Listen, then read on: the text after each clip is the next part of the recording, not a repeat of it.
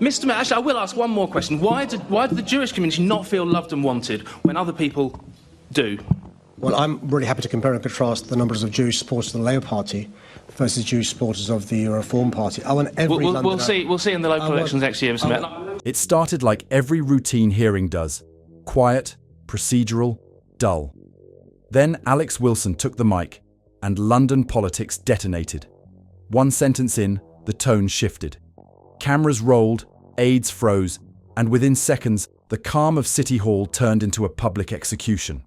Wilson didn't warm up or circle his target. He went straight for the jugular. "You've turned London into chaos," he fired. "You're a disaster of a mayor." The room fell silent, the kind of silence that only happens when someone says what everyone's been thinking. Khan blinked. His jaw tightened. The assembly chamber, normally filled with empty political chatter, suddenly felt like a courtroom. Gasps echoed from the back rows. Reporters stopped typing and hit records.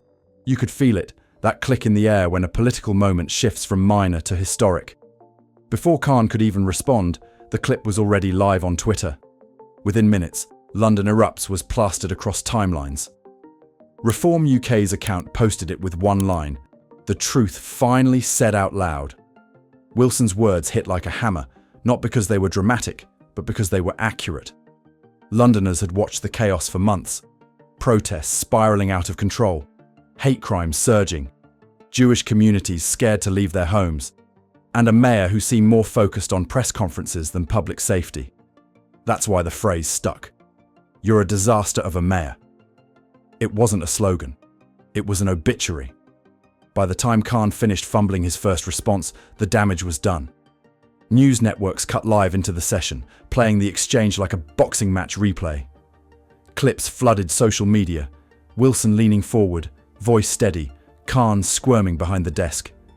It was raw, unfiltered, exactly what millions of frustrated Londoners had been waiting to hear.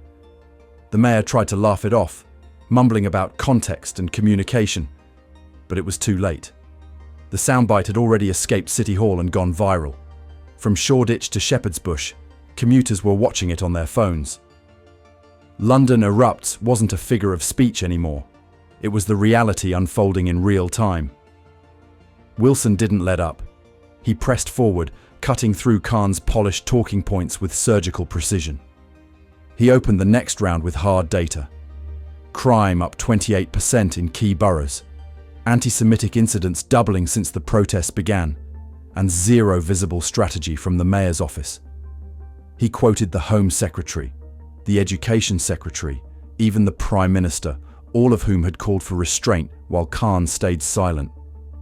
"You didn't ask for calm," Wilson said, his tone flat but lethal. "You asked for sympathy while London burned." Khan stuttered. He tried to spin it as respecting free speech and being sensitive to community tensions. Wilson wasn't having it. "Spare us the lectures," he snapped. "You don't manage. Sensitivity, you enable chaos." The tension inside City Hall was electric.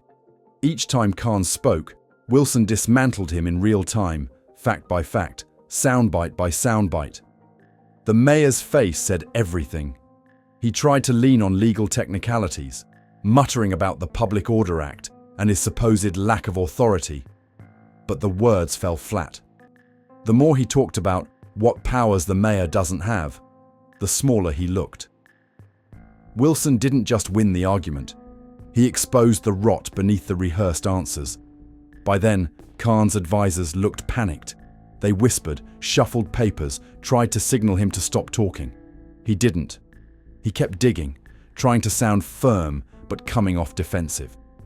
"I've invested millions in community outreach," he said. Wilson shot back instantly. "Outreach isn't leadership, it's damage control." The line hit like another bullet. The crowd murmured. Even Labour members shifted uncomfortably in their seats. Outside, social media was already turning the hearing into a digital battlefield. TikTok edits popped up with captions like "Wilson 1, Khan 0." On Twitter, memes of Khan under fire spread faster than his office could issue statements. It wasn't just an argument anymore.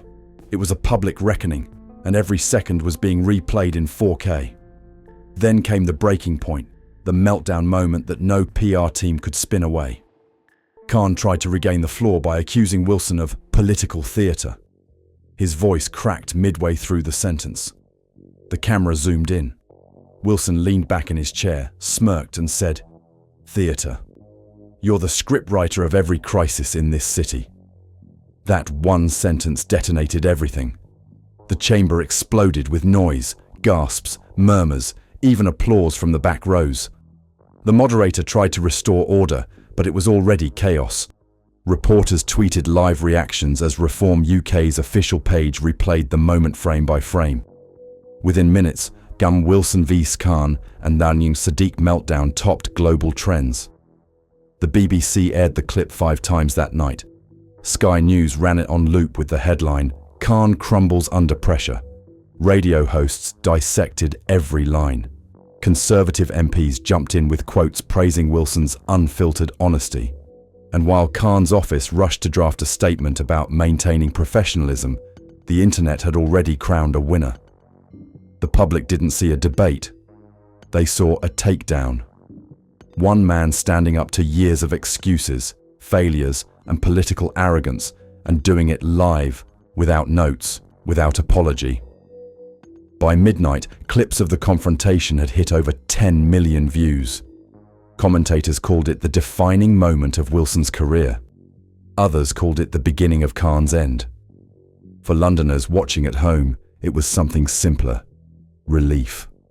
Finally, someone said what they'd been shouting at their screens for years. City Hall wasn't supposed to erupt, but it did. And for the first time in a long time, London cheered. By nightfall, the city was shaking. What started inside City Hall had spilled onto the streets. Crowds gathered outside the glass walls, chanting Alex Wilson's name like he'd just won an election. "Khan out now!" echoed through the air, bouncing off the Thames and up to Westminster Bridge. Supporters waved Union Jacks and Reform Party flags, mixing frustration with something else: relief. Londoners finally had a voice that fought back. Videos from Trafalgar Square showed the mix. Black cabs parked bumper to bumper, shopkeepers standing shoulder to shoulder with students, chanting together in the cold night. Police moved fast to set up barriers as tempers flared near Parliament. One group of protesters carried signs reading "Enough excuses," while another draped a banner from a balcony that said, "Wilson said it, we agree." It wasn't organised. There were no party banners, no campaign leaflets, no central message. Just raw energy, like the city itself was venting years of bottled frustration. Within hours, the footage hit social media. Clips of the chants flooded TikTok, the words "Khan out now" looping over sirens and streetlights. Even foreign outlets started covering it. CNN called it a populist eruption in the heart of London. London transport unions joined in by morning.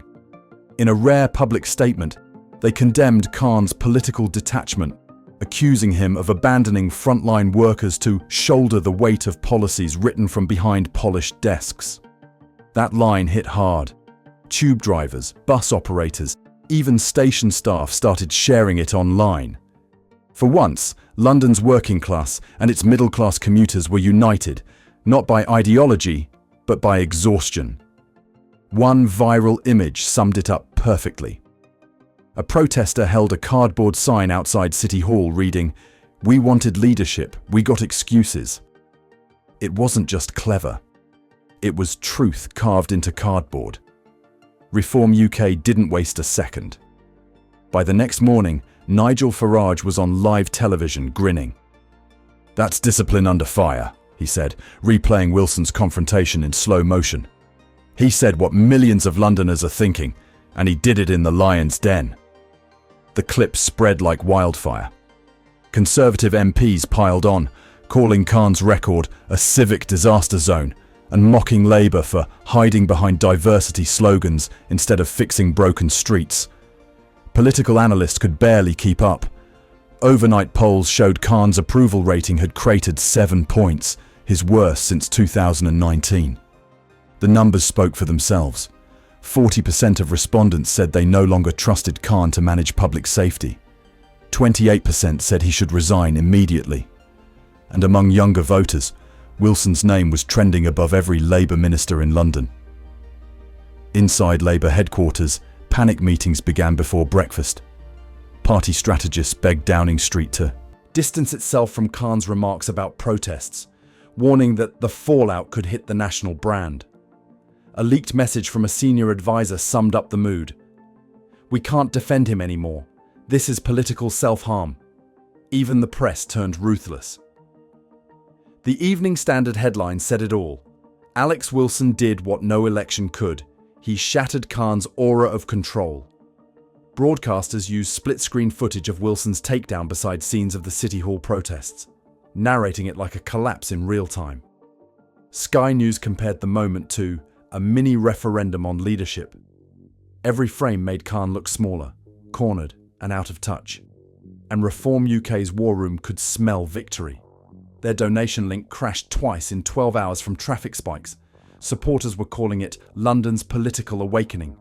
For the first time in years, a single viral moment had flipped the city's conversation upside down, and Khan's polished PR machine couldn't contain it. Inside City Hall, chaos reigned. Senior Labour aides demanded immediate damage control after leaks confirmed serious image collapse. Staff described the mood as bunker mentality. One insider told reporters, "The mayor's team isn't talking strategy anymore, they're talking survival." Khan cancelled 2 public events citing security concerns, but the narrative was already out of his hands. Critics called it cowardice. The backlash grew louder every hour. Polls showed that 58% of Londoners now agreed with Wilson's statement that the mayor has lost control. The shift was seismic, from frustration to open rejection.